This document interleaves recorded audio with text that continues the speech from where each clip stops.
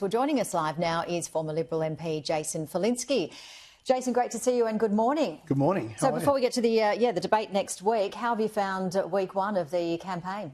Well, I think it's unfolding as most people thought it would. So there's actually quite a dichotomy for Australians to choose from between Anthony Albanese, who's promising more of the same, and Peter Dutton, who's saying, look, we need to change because we're not going in a great direction.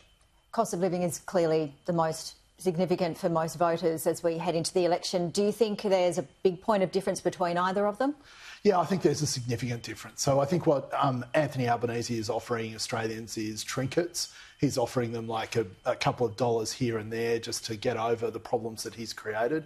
Who can forget his $275 energy reduction policy, which has turned into a $600 increase, whereas Peter Dutton's offering to sort of deal with the underlying problems that are causing and creating these cost of living pressures. And that's the choice that Australians will have to make. So when you say underlining, what are you meaning by that? Well, immigration has emerged as a huge issue, and not immigration per se, but when you have a 600,000 housing or home shortage, inviting 1 million people into Australia at that point in time has just exacerbated the problem in a manner and form that is going to take us more than a decade to create. They created the Australian Housing Fund, that being the Labor Party. It hasn't built a single house.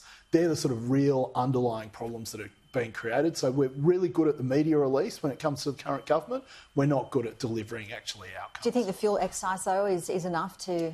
The fuel excise is critical because it gets us over a current problem, and it also is targeted at those areas that are most feeling the cost of living problems.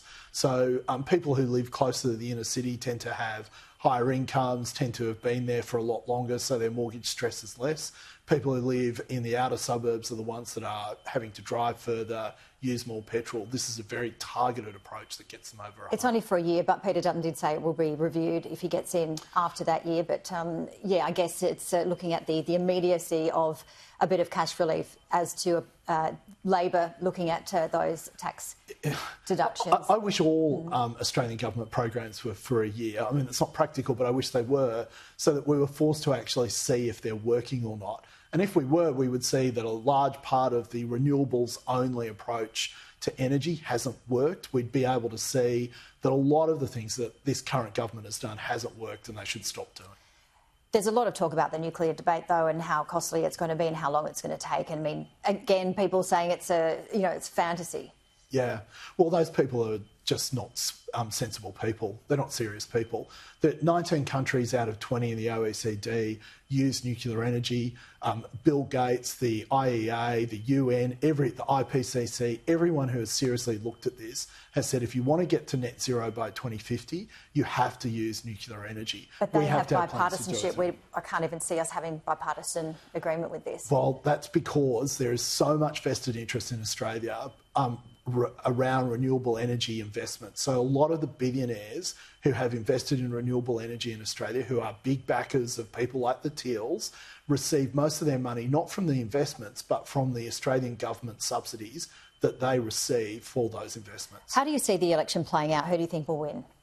At this point in time, I think Peter Dutton, it's going to be very close. Let's look, anyone making a prediction is a fool, so let me go and do that. I think at the moment it'll be very close. It'll come down to New South Wales and also how big the swings are in Victoria and Western Australia.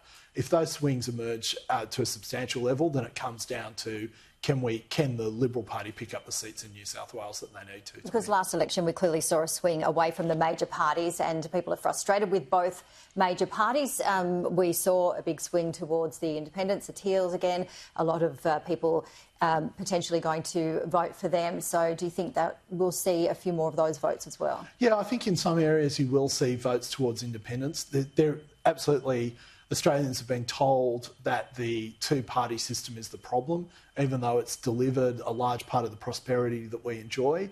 So, look, I think you'll see some of that in some areas. In other areas, you'll see it actually come back towards the major parties. We've run out of time. We wanted to talk to you about tariffs, but maybe next time. Maybe next time. There's too much to talk about. They're not going away. No, that's exactly right. Thanks so much. Great to see you.